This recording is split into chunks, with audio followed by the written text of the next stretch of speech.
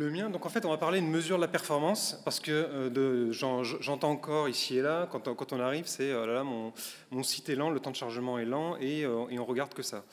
Il y a plein de manières de mesurer la performance. Il y a des indicateurs vraiment fiables qui ont commencé à sortir ces derniers temps et on va en parler.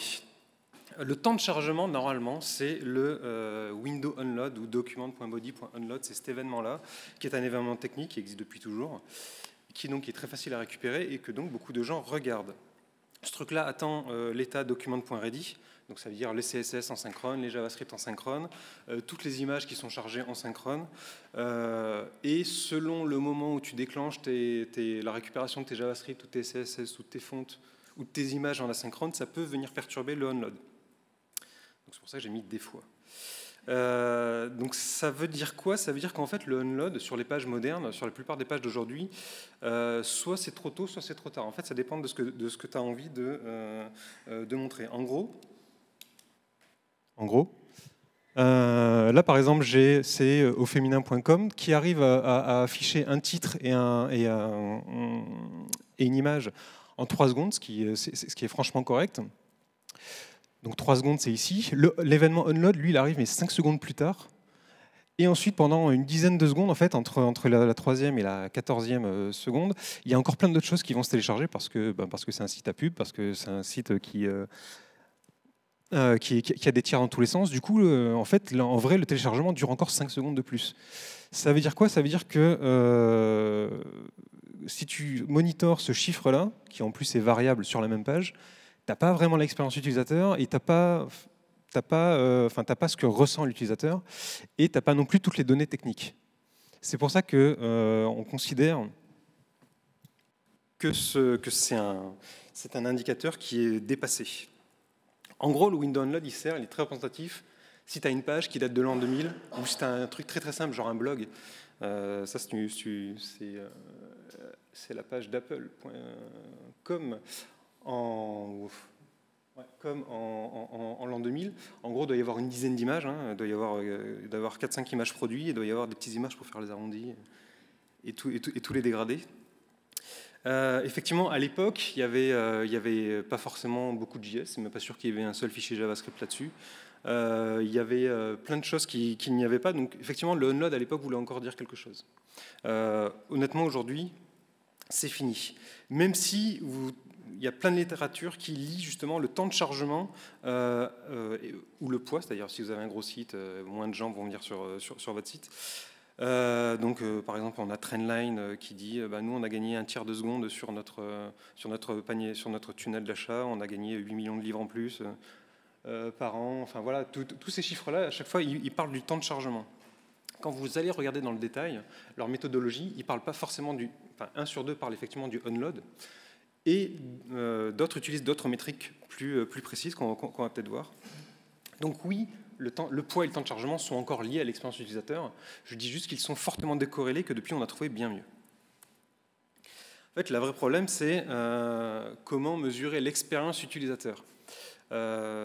Puisque quand on fait de la web perf, on fait de l'ingénierie en gros pour essayer de résoudre un problème d'expérience utilisateur. Donc l'expérience utilisateur, lui, c'est ce qu'il voit. Il voit pas les octets qui passent sur son réseau. Donc une des premières métriques qui était sortie, c'était le temps de premier rendu, qui était très intelligente. Surtout à l'époque où on gardait encore les CSS splittés, où on gardait encore les JavaScript sur plusieurs fichiers.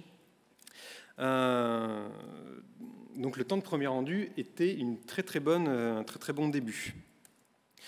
Donc il y a WebPageTest qui, il me semble que c'est lui qui a inventé le truc, je ne pourrais pas le certifier, mais voilà, c'est le premier qui a permis de vraiment le calculer depuis l'extérieur, puisque lui, en fait, il filme l'écran, et puis le moment où le premier pixel est imprimé, alors ça, c'est le first paint. Depuis au moins 5 ans, au moins 4 ans, je dirais, il y a IE et Chrome qui permettent en JavaScript de récupérer ces informations.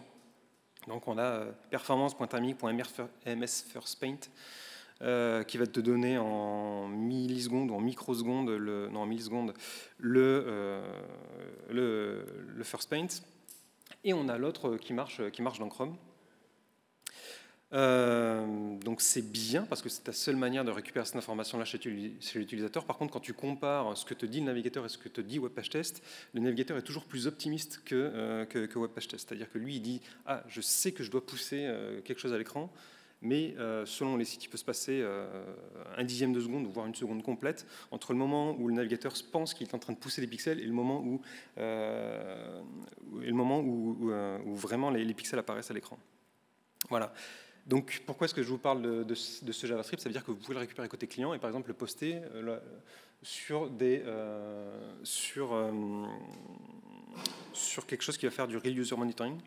Donc ici, par exemple, c'est du Google Analytics, qui est un peu l'outil du pauvre quand on fait de la perf, mais ça permet toujours de démarrer.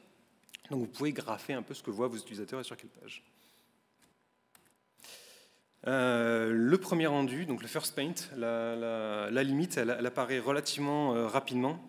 C'est que, donc là par exemple, c'est une page de Le Bon Coin, qui sont pas mauvais en perf, mais là en l'occurrence, je les ai pris sur une tablette Nexus 7, donc ça rame un peu. Donc le first paint peut être trompeur, c'est-à-dire qu'effectivement c'est très important d'afficher très vite quelque chose à l'utilisateur. Maintenant il peut quand même se passer pas mal de temps, parfois, entre le moment où on a un pixel est poussé dans la carte vidéo et le moment où l'utilisateur peut lire quelque chose d'utile. Voilà. Du coup il y a Chrome, et seulement Chrome, a sorti une autre métrique qui s'appelle la First Contentful Paint, c'est-à-dire que c'est le moment où la première image ou le premier élément de texte est affiché à l'écran. Ça, vous le trouverez que dans Chrome. Donc voilà, c'est la limite du first paint, c'est que c'est pas forcément représentatif de votre site.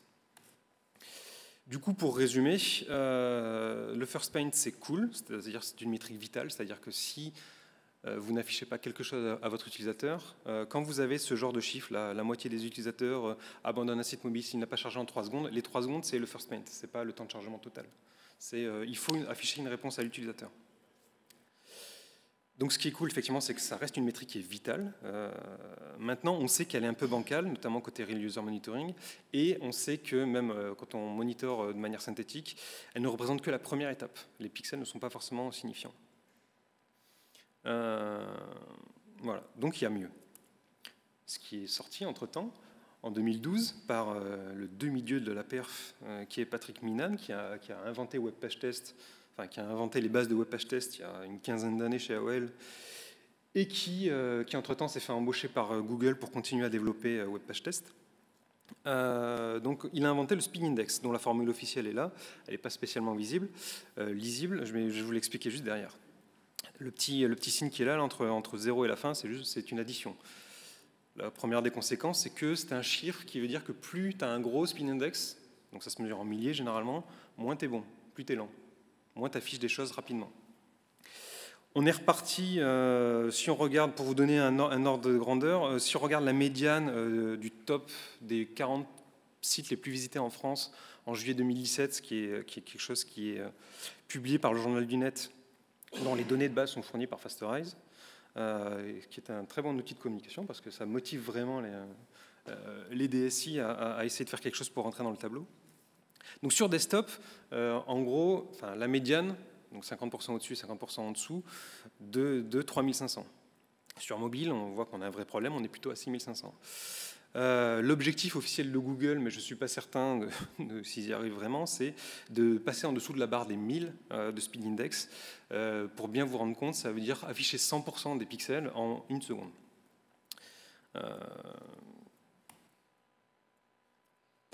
Donc le principe du Speed Index, en fait, quand on enregistre la vidéo du chargement, pour chaque frame, on va calculer le taux de remplissage d'une frame par rapport à l'image finale de référence. Et donc ça donne ce petit calcul-là que je vous ai simplifié par rapport à la formule précédente. Si par exemple cette frame-là représente 60% et que cette frame-là est visible pendant une demi-seconde, donc pendant 500 millisecondes, alors j'applique la formule 100 moins 63%, multiplié par 5, ça fait 185. Chaque frame, on continue comme ça, on additionne. Ça donne un peu ce genre de choses. Donc là par exemple sur Le Bon Coin, de la 0e seconde à la 900e milliseconde, on a 0%, c'est-à-dire écran blanc. Du coup, là, on cumule un score de 900. C'est pour ça que je vous dis que passer en dessous des 1000, il faut y aller. C'est jouable, hein, mais il faut y aller. Et ensuite, voilà, là, par exemple, pendant 1/10 de seconde, on affiche 55% des pixels par rapport à l'image finale, donc ça fait plus 45, plus 123, etc., etc. Là, on a un très bon spin index de 1602 au final, puisque en 3 secondes, on a réussi à afficher l'intégralité de la page. Donc voilà, donc c'est ça que mesure le spin index, c'est le taux de remplissage, la vitesse de remplissage d'une page. Donc, spin index est très très bon, parce que c'est extrêmement proche de la vision utilisateur. C'est-à-dire c'est ce que voit l'utilisateur littéralement, il voit des pixels above the fold.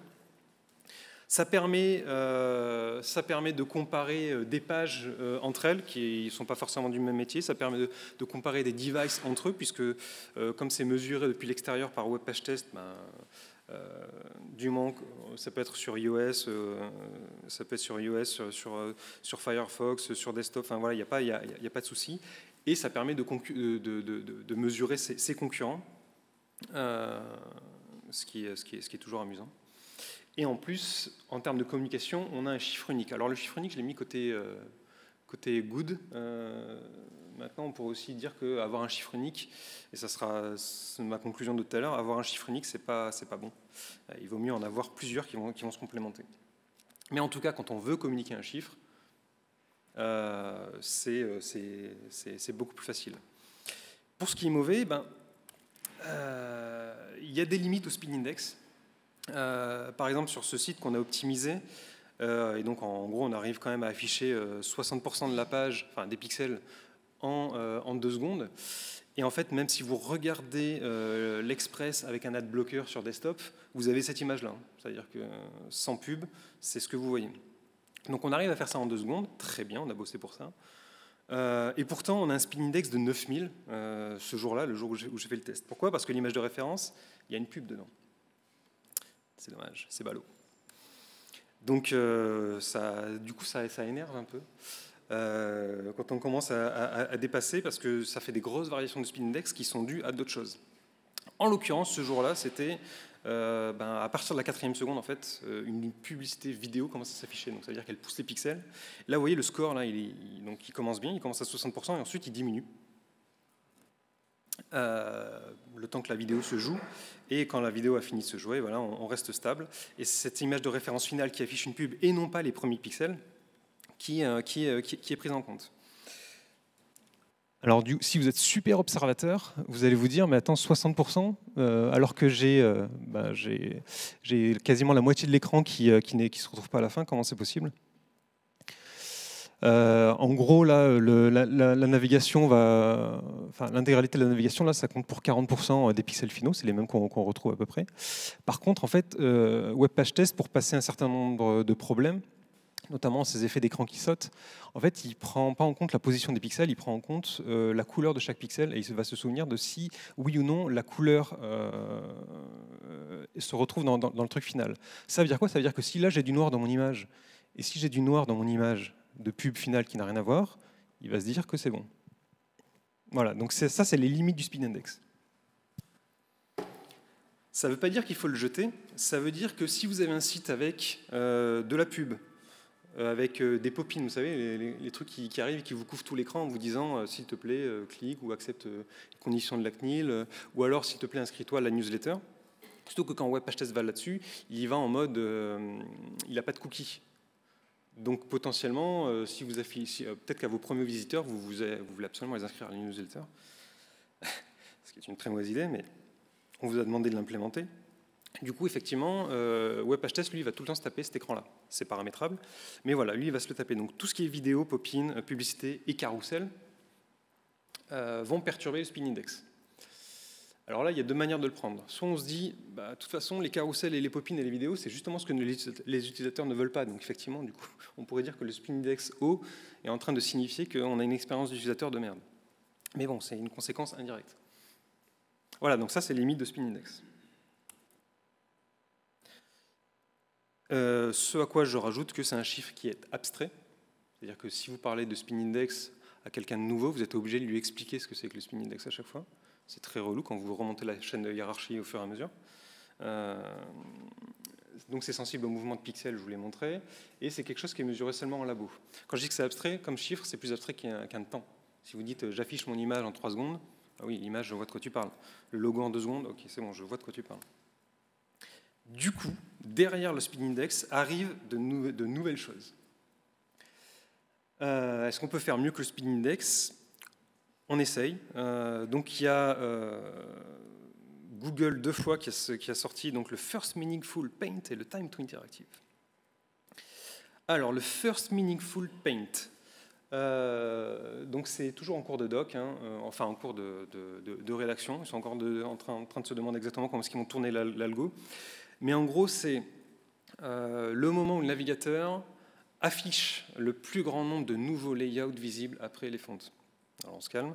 Ça veut dire que, en fait, il va regarder, donc à l'intérieur de Chrome, il va regarder tous ces événements de la timeline de calcul de layout. Donc Freddy vous expliquera ce que c'est qu'un calcul de layout, mais en gros, tu as une div, elle a des dimensions, il y a des trucs dedans, et il faut savoir où est-ce qu'on la positionne. Donc ça, c'est un calcul de layout. Et ensuite, une fois qu'on sait où est-ce qu'elle va se positionner, on va vouloir pousser les pixels dans la carte graphique, et ça, c'est du paint. Donc, chaque fois qu'un nouveau layout est calculé, donc quand il y a un grand nombre de nouveaux layouts qui arrivent en même temps à peu près, on va considérer que c'est le bon moment. Si ces layouts-là sont en plus affichés en pixels, alors ça va être le moment où on va dire que oui, le first meaningful paint, c'est à ce moment-là. Ma phrase ne veut pas forcément dire grand-chose. Là, par exemple, pour afficher la page Facebook, le first meaningful paint, ça serait celui-là, parce que c'est à ce moment-là qu'on affiche. Vous voyez, là, on a tout le menu de gauche et le menu de droite, c'est plusieurs dizaines d'éléments qui arrivent d'un seul coup. Et ils se sont rajoutés récemment. Il faut aussi que les fontes aient été téléchargées pour qu'on puisse lire le texte. Sinon l'utilisateur, lui, peut rien voir. Donc voilà, donc Google travaille dessus. Ils l'ont déjà mis à disposition sur les Chrome DevTools. Donc vous avez une petite barre jaune là, qui s'appelle FMP, First Meaningful Paint. Il y en a une autre juste avant qui s'appelle, je ne sais plus comment. Oui, il y en a une juste avant qui s'appelle Potential First Meaningful Paint. Enfin, voilà. L'avantage, c'est que si vous avez un Lighthouse, donc qui est aussi un produit Google qui vous permet de tester, entre autres, la performance, Lighthouse, lui, est disponible comme plugin pour Chrome et il est aussi exécutable en ligne de commande, ce qui peut toujours être utile pendant que vous faites, si vous faites du continuous delivery. Donc voilà, c'est pas mal. Ce qui est vraiment positif, c'est que ça prend en compte le viewport seulement. Donc en fait, c'est une tentative de remplacer le spin index, hein, concrètement, mais côté navigateur. Parce que pour le spin index, il faut web page test. Vous allez me dire, web page test appartient aussi à Google, mais c'est pas pareil. Donc, ce qui est très négatif, c'est que pour l'instant, c'est Chrome seulement. C'est pas encore séché, c'est pas encore finalisé, c'est toujours en discussion. Pour l'instant, on ne peut pas y accéder en JavaScript, donc on ne peut pas faire de real user monitoring dessus vraiment. Donc vous ne savez pas ce que vos utilisateurs voient vraiment. Et on voit déjà apparaître, alors moi je ne l'utilise pas encore en production, parce que généralement quand tu fais du monitoring, tu évites de pousser beaucoup de chiffres. Tu essaies de pousser que des chiffres, enfin que très très peu de chiffres, mais très signifiants. Et donc on voit déjà apparaître des cas à la marge, c'est-à-dire que si par exemple il y a beaucoup d'éléments, mais que ces éléments-là sont en visibility hidden, ils vont quand même être comptés alors qu'ils ne sont pas visibles par l'utilisateur. Donc ils savent déjà qu'ils vont avoir des problèmes. Donc ça sera comme le speed index, il y aura des cas où ça ne marche pas.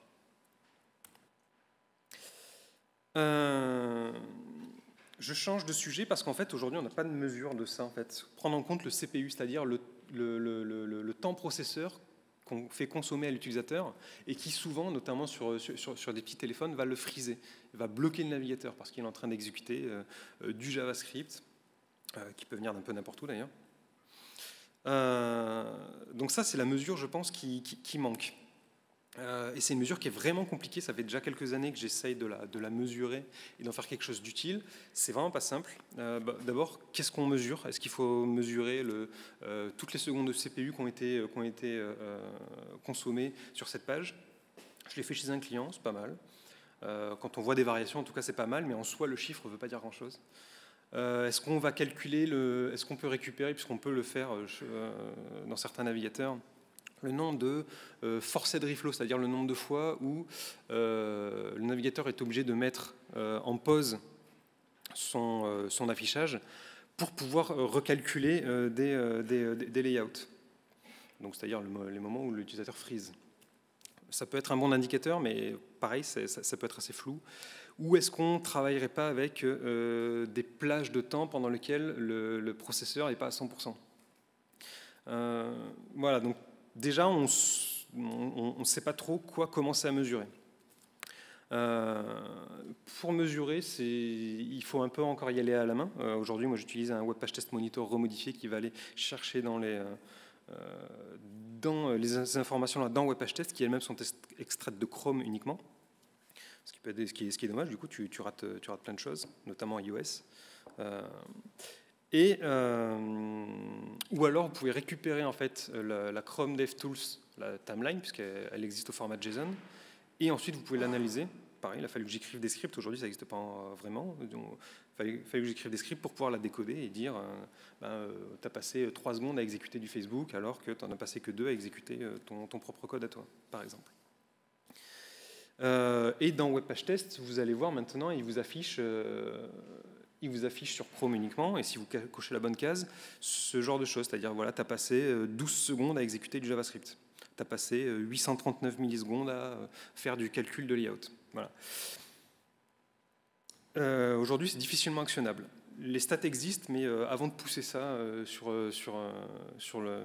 l'écran du DSI ou encore plus haut, on n'y est pas encore. Il y a Webpagetest qui tente un truc, c'est le Time to Interactive. Donc c'est en bêta, là, c'est sorti en août. Donc d'abord, il attend le First Contentful Paint. Donc vous vous souvenez, c'est le moment où on commence à mettre une image, au moment où le navigateur sait que là, il doit écrire du texte ou afficher une image, la première fois. Donc il attend ça, et ensuite il attend que le navigateur ne soit pas interrompu pendant une plage d'au moins 5 secondes par une tâche de plus de 50 millisecondes. Ça veut dire pas de micro-freeze de 50 millisecondes pendant au moins 5 secondes. Voilà.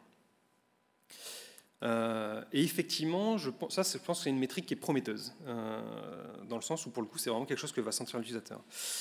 Par exemple, sur Le Bon Coin ou sur l'équipe, on a un speed index qui est très très bon. Donc sur Le Bon Coin et sur l'équipe, on a un first find qui est très très bon. On affiche des choses relativement rapidement. Par contre, quand vous regardez en bas de Webpagetest, vous voyez ici donc la courbe CPU la courbe CPU, elle est ici. Là, c'est l'utilisation, c'est un résumé de la Chrome DevTools timeline. Donc là, vous voyez que pendant pas mal de secondes, ça mouline. Alors, par contre, je n'ai pas mis l'échelle. Il me semble que c'est 13 secondes. Donc, effectivement, on a un start render qui est en dessous de la seconde. On est censé être en DOM interactive relativement tôt, mais finalement, pendant tout ce temps-là, Webpagetest considère que la page n'est pas franchement utilisable. Donc pour moi, ça va être une bonne métrique, parce qu'on mixe, il y a enfin quelqu'un qui prend en compte l'utilisation CPU sur la machine client, et on couple ça avec une métrique visuelle un petit peu avancée. Donc ça part plutôt bien, quoi. Les défauts, c'est que pour l'instant, c'est que Webpagetest qui sait calculer ça, même si le code est open source, donc ça pourra toujours se recopier ailleurs. Webpagetest ne teste que Chrome, ne sait récupérer ce genre d'informations que sur Chrome. Cela dit, il y a eu des efforts de la part de Firefox. Il me semble que les DevTools timeline de Chrome et Firefox peuvent parler ensemble, donc potentiellement ils pourraient faire une branche pour la récupérer ça sur Firefox. Évidemment, on ne peut pas faire ça côté utilisateur, donc il n'y aura pas de real user monitoring, vous ne saurez jamais ce que vos utilisateurs consomment vraiment, donc c'est à vous d'avoir un laboratoire de test avec les vrais mobiles qui vont vous montrer si oui ou non votre truc est fluide ou pas. Et les limites, vous les avez vues, elles sont arbitraires, quoi. Il a dit c'est 5 secondes et 50 millisecondes parce que je le sens comme ça, quoi. Voilà. Et accessoirement, moi je ne peux pas encore pousser ça en prod chez mes clients, ou je peux le tester avec des clients que je connais bien, mais je ne peux pas pousser ça en prod chez des clients parce que ça vient juste de sortir, on ne connaît pas encore les cas à la marge. Parce qu'il y en aura forcément. Et puis potentiellement c'est de la bêta, donc potentiellement ça va disparaître. Voilà, donc là je vous ai sorti un paquet de mesures qui sont globalement poussées par tous les par l'équipe Chrome et qui évangélisent à mort dessus. Mais c'est vrai qu'en gros, tu as l'impression qu'il n'y a que eux qui avancent à toute vitesse sur ce genre de métriques. Est-ce que vous pouvez faire mieux que des ingénieurs Google ?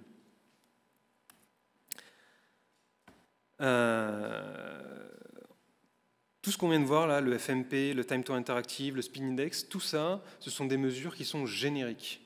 C'est-à-dire qu'eux, ils l'utilisent pour vérifier que Chrome est plus rapide que la version d'avant sur les 200 000 premiers sites du monde. Nous, on l'utilise pour comparer deux sites qui n'ont rien à voir. Tout ça, ce sont des mesures qui ne sont pas forcément adaptées à votre business et ce sont des mesures qui, évidemment, ne connaissent pas vos utilisateurs. Vous ne savez pas ce que veulent voir vos utilisateurs. Vous, ce qui vous intéresse, c'est de savoir est-ce que ce que je veux mettre en avant sur mon site est bien pris en compte. Typiquement, sur YouTube, alors il y a quelques années de ça, ils ne regardaient que le temps de chargement en se disant bah, c'est cool. Et puis un jour, ils se sont dit tiens, on va plutôt regarder le moment où on commence à afficher les premières frames de la vidéo. Et là, ils se sont dit ah non, c'est pas cool en fait. Du coup, ils ont complètement retourné leur code pour commencer à afficher le player d'abord et les loader tout le reste ensuite. Donc ils ont pris la bonne mesure. Si vous êtes un journal, ce que vous voulez d'abord faire, c'est afficher un titre, afficher une image, et ensuite afficher la pub, parce que c'est le business model. Donc c'est ça qu'il faut mesurer. Et le Speed Index, du coup, ne va pas vous aider là-dessus. Si vous vendez des voyages, la zone importante là, alors la page elle est très très longue, c'est cliquable dans tous les sens, mais en fait les gens ils n'utilisent que ça, et ça c'est du JavaScript, derrière ça fait des requêtes XHR, donc ça peut mettre du temps à s'exécuter. Donc ce qui vous intéresse en fait c'est le bout de JS qui dit ça y est j'ai fini. Tout le reste est secondaire. Donc est-ce qu'on peut faire mieux que les ingés Google ? Oui. À partir du moment où vous ne vous intéressez qu'à votre site à vous. Donc pour ça, en fait, l'idée c'est de répondre à la question quand est-ce que je pense que mon interface est prête.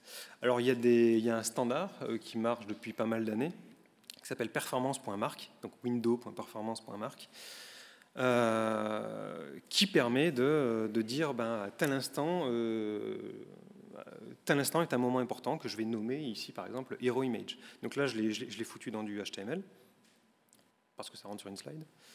Mais vous pouvez imaginer qu'à la fin de l'initialisation de votre moteur de recherche ou dès que vous recevez la première frame de votre vidéo, vous déclenchez performance.mark. Performance.mark, donc c'est un standard. Du coup, d'autres outils vont pouvoir le récupérer. WebPageTest, par exemple, le récupère avec des petites barres violettes qui vont apparaître directement sur ce truc-là. À partir du moment où ça apparaît sur WebPageTest, vous pouvez rentrer dans WebPageTest, le récupérer dans vos résultats et vous l'envoyer sur des graphes un peu plus complexes. Ce qu'on fait chez des clients. Donc ça, voilà, ça vous permet de mesurer vraiment les trucs qui comptent pour vous. Enfin, pour vos utilisateurs en tout cas. Si vous voulez aller plus loin, parce que performance.mark ne peut pas tout faire, quand est-ce qu'arrive la pub, sachant que vous ne pouvez pas mettre un onload sur la pub, ça n'existe pas. Quand est-ce qu'arrive la fonte, vous ne pouvez pas mettre si vous pourriez utiliser WebFont API pour exécuter JavaScript, mais sinon, si vous téléchargez de manière normale votre fonte, vous ne pouvez pas faire un onload sur la fonte. Pour ça, il y a performance.getEntries qui vous permet de récupérer en fait le waterfall HTTP. Alors, est-ce que j'ai le temps pour une micro-démo? Peut-être pas. Donc, ça vous permet de récupérer le waterfall HTTP et donc ensuite vous bouclez dessus, vous cherchez votre image importante, votre fonte importante et vous regardez à quel moment ça s'est déclenché. Il y a Performance Observer aussi qui est une API. Alors ça marche partout. Hein, à partir d'IE 9, il me semble, Firefox, Chrome, et même sur iOS, ils s'y sont mis depuis iOS 11, donc c'est cool. Et Performance Observer permet d'écouter la timeline réseau HTTP en fait, et donc d'être prévenu quand il se passe quelque chose de neuf. Et une fois que vous avez ce chiffre chez votre client, donc ça s'exécute côté navigateur, vous pouvez envoyer ça dans un autre outil, type web page test, ou un outil de real user monitoring, genre le truc du pauvre Google Analytics, ou un truc ou quelque chose de payant. Et du coup, ça va vous dire quand est-ce que vos utilisateurs voient vraiment votre image, quand est-ce que votre utilisateur peut lire votre texte, ce genre de choses. Alors, il y a deux librairies. Comme je suis un salaud et que je n'ai pas vérifié mes slides juste avant, la deuxième, elle est en dessous. Donc, la deuxième, c'est Boomerang. Et la première, c'est la mienne, qui est visible, qui abstrait un peu la complexité pour aller voir tout ça. Je vous donne un exemple d'implémentation. Si, par exemple, donc là, alors, ça fait beaucoup de code pour rentrer dans... enfin, beaucoup trop de code pour entrer sur une slide. Donc du coup, je vous ai mis la version simplifiée par la librairie que j'ai écrite. Donc si par exemple je veux atteindre une fonte, alors je vais déclencher le Start Resource Monitoring qui lui derrière en sous-main sur le navigateur qui supporte va utiliser Performance Observer. Et une fois que j'aurai récupéré mon élément, je vais pouvoir en extraire le nom, histoire de l'avoir de côté, et le response end qui correspond au moment où... le response end, donc c'est la différence entre le moment où l'utilisateur a commencé à demander la page et le moment où la ressource qu'on cherche est arrivée. D'accord ? Donc le temps 0, c'est le moment où l'utilisateur a cliqué sur quelque chose. Donc c'est exactement ce qu'on veut. Et derrière, on utilise un deuxième utilitaire qui lui va envoyer ça, soit à l'outil de Real User Monitoring s'il y en a un qui est installé sur la page, soit à Google Analytics si c'est installé sur la page. Voilà. On pourrait aussi écrire des custom metrics qui sont encore un autre truc de web page test qui permettent du coup de stocker des informations personnalisées quelque part et ensuite de les grapher. Derrière, ça va donner ce genre de choses. Donc voici du Real User Monitoring commercial. Donc en l'occurrence, c'est Basilic. Je dois être le dernier en France à en parler, je pense. Mais... donc en l'occurrence, c'est juste que je l'avais sous la main chez un client et que ça marche plutôt bien. Donc là, par exemple, on voit les variations du moment où la fonte Proxinova arrive sur la page article. Donc la médiane se situe à 2 secondes et le 75e centile se situe à 4 secondes. Voilà, avec les variations en fonction si on est dimanche ou pas, donc si les gens sont ralentis ou pas. Voilà, donc on peut avoir ce genre de choses. Si tu n'as que... tu peux, ou alors, par exemple, là, c'est sur Google Analytics, on monitorait en fait le moment où le test AB daignait enfin afficher la page. Parce que vous savez que les tests AB bloquent l'affichage de la page pendant 1, 2, X secondes, ça dépend des jours. Et effectivement, ça dépend des jours, puisqu'on a des pointes à plus de 10 secondes. 10 secondes de page blanche, pendant lesquelles le test AB en fait, ne répond pas. Et donc ça, c'est en l'occurrence graphé sur les 3 dernières années. Voilà, donc on peut imaginer ce genre de choses. Bilan des custom metrics, on est au plus proche du métier, c'est-à-dire que là, vous mesurez vraiment votre business à vous, ce que voit l'utilisateur, les éléments importants de votre page, et le spin index, le first content, meaningful paint, tout ça ne pourra jamais faire mieux que ça. Ça marche sur toutes les plateformes, et derrière, on a du real user monitoring. Le gros contre, c'est la maintenance de code, parce qu'effectivement, ce n'est pas beaucoup de lignes de code, par contre, c'est des lignes de code assez impactantes, puisque derrière, ce sont des lignes qui vont faire du monitoring. Donc si jamais, par exemple, vous remplacez le template qui s'occupe de l'affichage de l'image, il faut bien se dire, ah oui, mais le format de l'image, il a changé, donc il faut bien que je mette à jour ce code-là. Donc ça peut être compliqué. Voilà, donc c'est le gros point négatif. Mais sinon, il n'y a pas mieux. Pour résumer, on a un paquet de métriques. Du coup, je vous ai reclassé par difficulté à obtenir et l'utilité. Donc le temps de chargement, on a dit, c'est super facile, tout le monde l'a, mais ça ne sert pas à grand-chose.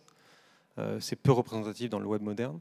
First paint, first content and full paint, c'est difficile à récupérer parce que dans tous les cas, ça va être alors first paint, ça va être du web page test. L'utilité, il est bien, mais c'est pas encore top. C'est un bon début, on va dire. Le speed index. Alors quand je mets difficulté triple X, c'est juste que il faut installer un web page test à un moment donné, quoi. Donc ça veut dire maintenir un logiciel open source qui tourne avec un petit serveur. C'est pas compliqué en soi, c'est juste que c'est soit tu le payes, puisqu'il y a des services, qui te font ça, soit tu l'installes. C'est le coût de l'open source.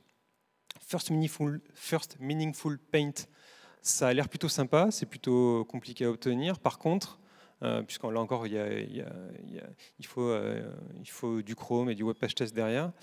Et on ne sait pas encore complètement si ça va être utile, donc il faut juste attendre un petit peu, de déployer ça en prod, de voir les cas où ça marche mal.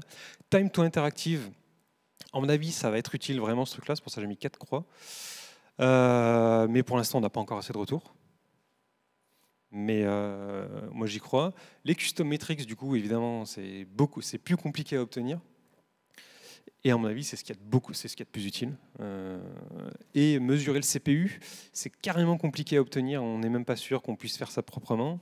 Et c'est moyennement utile. Je pense que c'est très utile dans le web moderne, mais en fait, c'est surtout utile en complément d'une autre métrique. Typiquement, tu vas peut-être te dire, je vais mesurer mon speed index, ok, mais je vais aussi mesurer l'utilisation du CPU.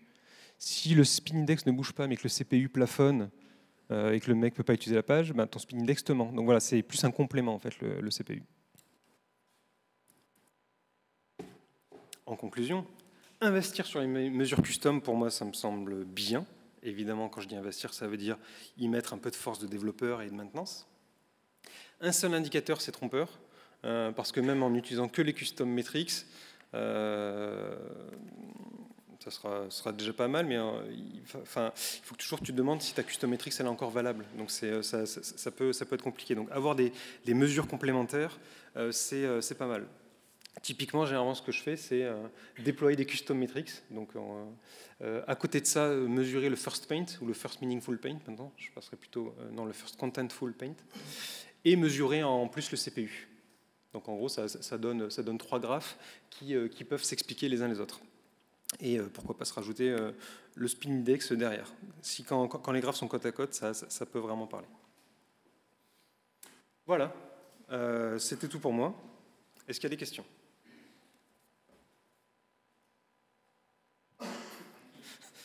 Bah, là-bas derrière. Parce qu'après, on va dire que tu es... Là-bas derrière.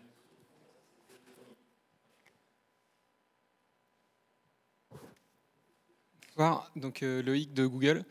Mais je travaille pas sur Chrome. Et en fait, j'ai une question sur l'environnement de simulation là, pour savoir qu'est-ce qu'il faut prendre aujourd'hui. Notamment, on sait que les audiences sont beaucoup sur mobile. Le réseau joue beaucoup. Nous, on faisait pas mal d'audits en 3G. Mais j'ai eu une discussion tout à l'heure avec un collègue qui a mis en place une API sur Analytics pour mesurer l'audience qui vient en 3G versus 4G, parce qu'apparemment sur une certaine version de Chrome, on peut récupérer. Oui, il y a un nouveau, enfin non, il n'est pas si nouveau que ça d'ailleurs, mais en tout cas il est actif maintenant, oui. Je ne sais plus comment il s'appelle, performance. Ouais, et en fait, du coup, je me demande enfin, voilà, quel environnement on doit simuler pour être représentatif. Alors, il faut regarder tes utilisateurs. Là, aujourd'hui, quand tu regardes les chiffres de fréquentation des sites et quand tu regardes les chiffres d'achat de mobile, sur les sites, alors, je ne l'ai pas fait chez beaucoup de clients, mais sur le dernier site que j'avais fait, en gros, le top 40 des mobiles, je suis allé voir leur prix, on était plutôt au-dessus des 400 €. Et quand tu vois ce que les gens achètent en mobile 3G, 4G, et la plupart, ils ont des puces 3G, 4G qui marchent dedans, les gens ont plutôt des Android à 150 €. Aller sur un site tu prends une tablette Nexus 7 et tu vas sur un site de presse, tu attends 30 secondes avant de pouvoir scroller. Donc pour moi, ce qui compte, voilà, c'est de voir ce que tes utilisateurs et les utilisateurs que tu vises, c'est-à-dire ceux que tu n'as pas encore parce qu'ils n'ont pas mis 400 € pour... voilà. En gros, c'est regarder leur matos et tester avec ça, sachant que c'est pilotable avec notamment du Web Page Test. Donc en fait, je partirais sur des Nexus, sur des trucs, sur des tablettes à 200, 300 €. Déjà, ça te donne un bon niveau, donc des tablettes plutôt Android, à 300, 400 € et je testerai là-dessus en test automatisé. Web Page Test, c'est le faire. Avec de la 3G, ou est-ce qu'on estime que la 3G, en fait, c'est plus très utilisé et que du coup, c'est la 4G? Parce qu'en fait, il y a des chiffres Google. Le chargement, ça change vachement, quoi. Du coup, il y a des chiffres Google qui disent que la plupart des gens, dans tous les cas, utilisent leur mobile à 90% derrière le Wi-Fi de la maison. Le Wi-Fi de la maison, c'est déjà 100 millisecondes de latence. Donc déjà, tu peux simuler ce truc-là. Simuler la 3G, 4G, si par exemple tu es, je sais pas, la RATP ou la SNCF et que tu sais que la plupart de tes utilisateurs sont en mobilité, et en plus dans Paris le réseau n'est pas forcément fantastique, alors oui, tu vas pouvoir te dire, tiens, on va viser une cible où on va mettre 200 millisecondes de latence et on va faire nos mesures à partir de là, ça va être notre étalon. Tu peux faire ce genre de choses. Si tu as un site plus grand public, il semblerait que la plupart des gens, dans tous les cas, y accèdent via le Wi-Fi. Donc en gros, tu vas te mettre 100, 150 millisecondes de latence pour simuler une 4G, une 3G un peu en forme ou une 4G un peu fatiguée. Voilà. Avec des vrais devices, par contre. Ça, ouais, c'est important.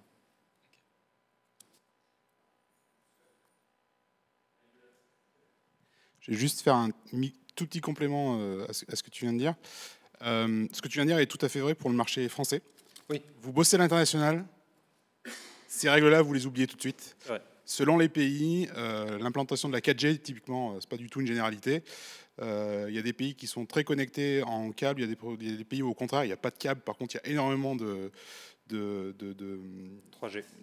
Merci, de Wi-Fi ou de 3G ou même de 4G de très bonne qualité. Donc, et je vais insister sur ce que tu as dit, il faut vraiment se poser la question de la population qu'on cible, qu'est-ce qu'elle utilise, dans quelles conditions elle l'utilise.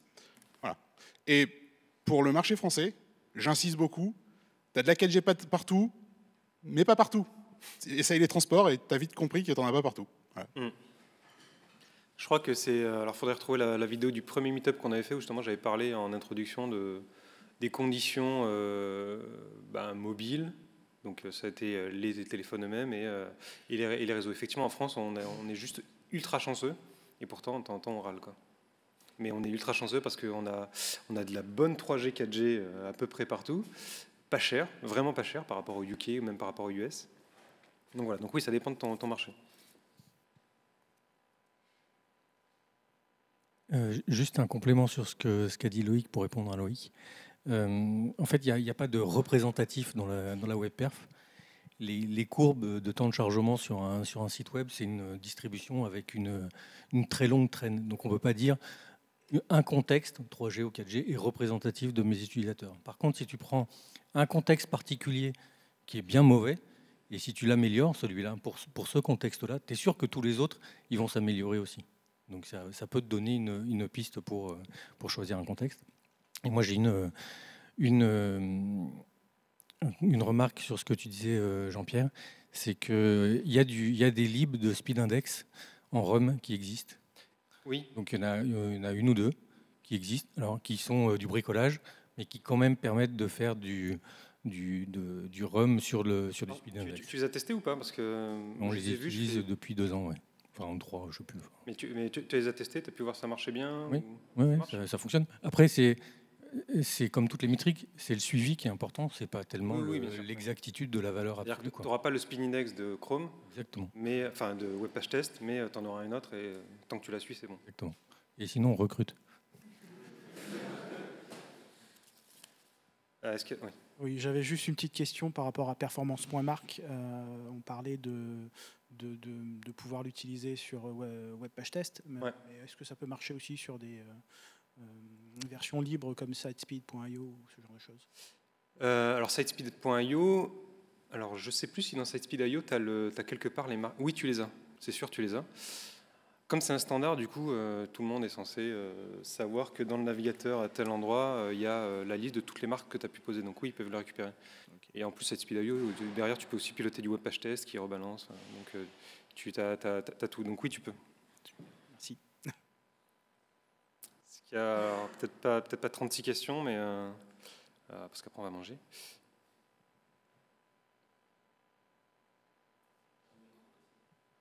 Un micro quoi? Ah, pardon, je l'ai pas vu. Au niveau du référencement Google, je sais que c'est impactant le temps de chargement des pages d'un site.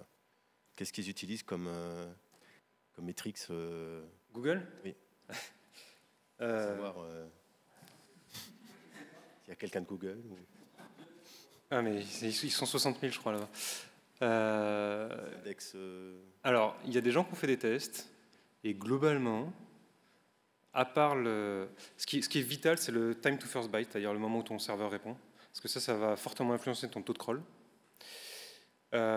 Personne n'a réussi à démontrer que si tu avais un énorme temps de chargement, alors qu'ils sont censés le mesurer, hein, parce qu'ils le mesurent avec Chrome et avec Google Analytics, ils connaissent tes temps de chargement, mais personne n'a réussi à démontrer qu'en ayant un très mauvais temps de chargement, tu allais descendre dans les rankings.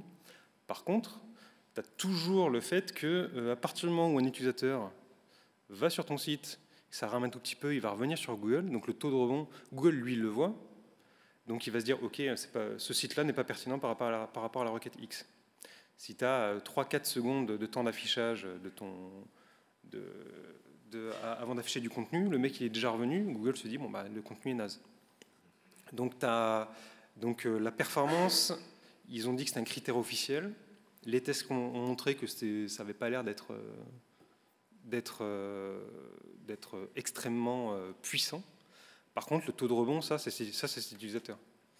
Et puis, j'ai envie de répéter ce que dit Google, c'est optimise pour tes utilisateurs et puis nous, on s'occupe du reste.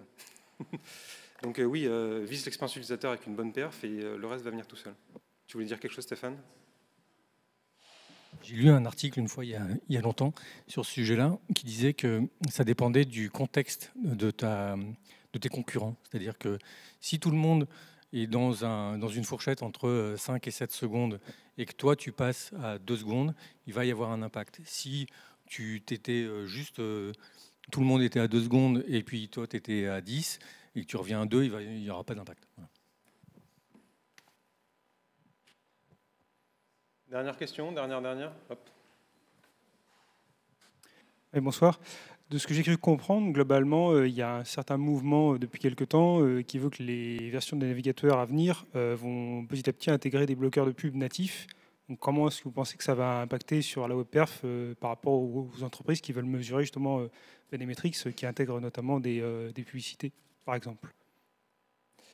La question, c'est quoi? C'est comment est-ce que les outils vont s'adapter au fait que les... comment les personnes qui veulent mesurer précisément les métriques vont faire à partir du moment où l'affichage va être faussé d'une certaine manière par les navigateurs qui bloquent les pubs. Du coup, comme les pubs perturbent plutôt la plupart des indicateurs, ils vont magiquement y gagner. Maintenant, si tu utilises les custom metrics, tu ne te poseras pas la question de savoir s'il y a de la pub ou pas. Tu vas mesurer la pub à part et tu vas mesurer le reste de ton site d'autre part, quoi. Donc il n'y aura pas de... Je ne pense pas qu'il y aura de souci là-dessus. Ouais, la micro-précision que je voulais faire sur les indicateurs, j'ai vérifié, on va les implémenter dans Firefox. Voilà. Mais plutôt l'année prochaine, parce que là on est occupé. Mais s'il y a un bug ouvert, il y a des gens qui ont commencé à travailler dessus et tout ça. Parfait. Voilà. Merci.